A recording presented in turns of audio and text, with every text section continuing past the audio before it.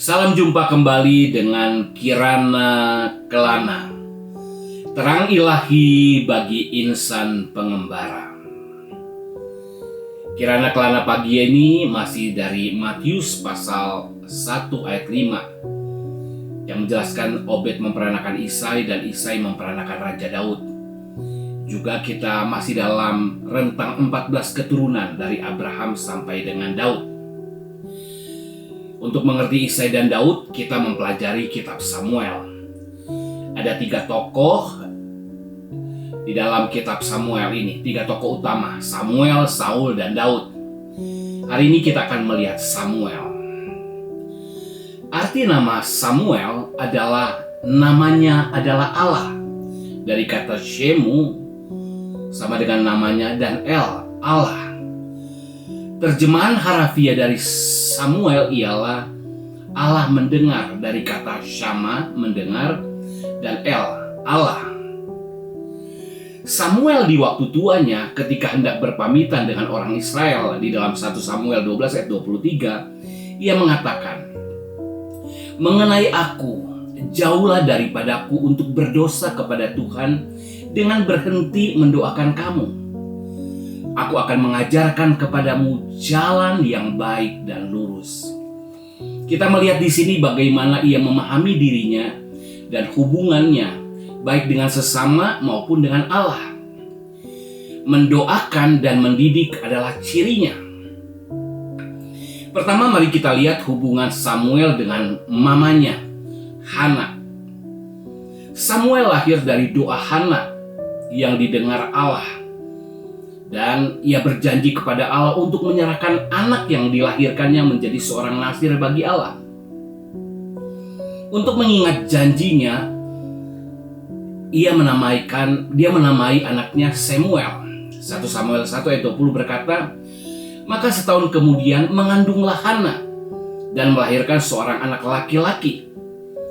Ia menamai Samuel sebab katanya, 'Aku telah memintanya daripada Tuhan.'"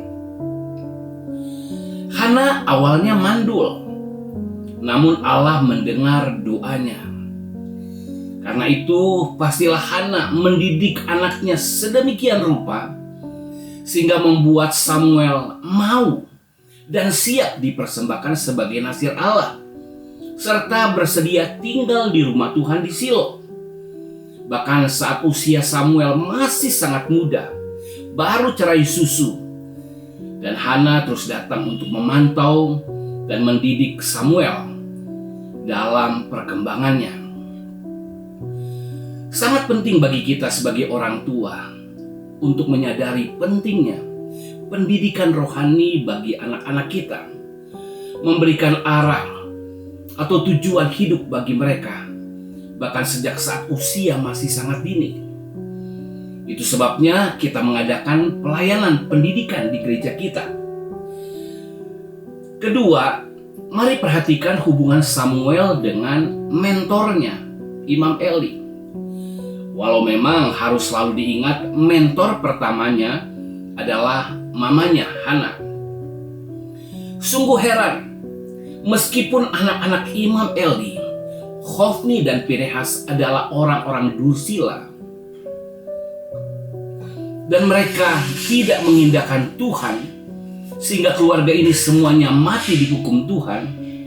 Bahkan istri Hofni sebelum mati ketika melahirkan anaknya, dan untuk menggambarkan begitu dalam kejatuhan Israel dan mereka dan keluarga mereka, memberi namanya anaknya Ikabod. Artinya tidak ada lagi kemuliaan atau memalukan. Namun Samuel di tengah situasi seperti itu justru bertumbuh dengan baik dan benar di sana. Faktor lingkungan yang buruk dan yang jahat dapat diatasi oleh Samuel yang memilih untuk hidup menjadi nazir Allah. Lihat Amsal 20 ayat 11 yang berkata, "Anak-anak pun sudah dapat dikenal daripada perbuatannya, apakah bersih dan jujur kelakuannya." Ayat ini nyata bagi Samuel. Betapa penuh perhatian dan hormatnya Samuel kepada mentornya atau otoritasnya, Imam Eli. ketika pertama kali Tuhan memanggilnya, 3 kali segera ia datang menghadap kepada Imam Eli. Baru kemudian ia diberitahu bahwa itu suara Tuhan yang memanggilnya. Anak-anak dan orang muda, camkan.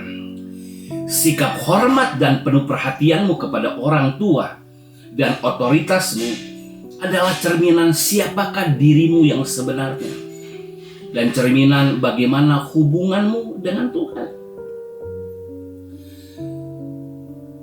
Selanjutnya mari kita perhatikan yang ketiga, hubungan Samuel dengan masyarakatnya dan mentinya, yaitu orang Israel, Saul dan Daud. Hubungan yang baik dan benar antara Samuel dengan mentornya Hana dan Eli membuat akhirnya ia dapat melayani dengan baik bukan hanya kepada masyarakat, orang Israel umumnya, namun juga kepada mentinya atau orang yang dimentornya. Samuel sesungguhnya adalah hakim terakhir dan juga hakim terbesar bagi orang Israel.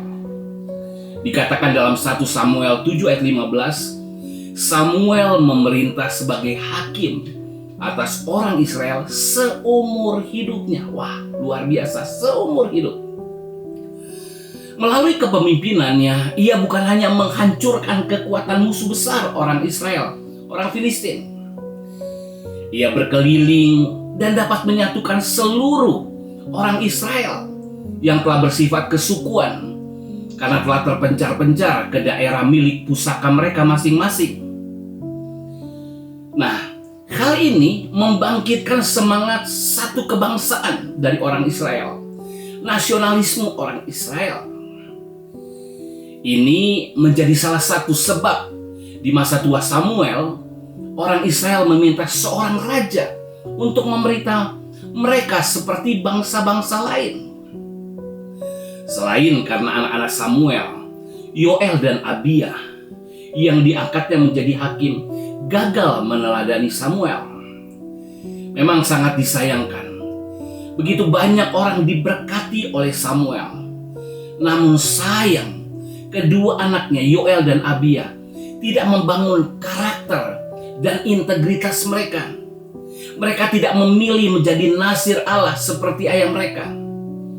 Mereka lebih tertarik hal duniawi.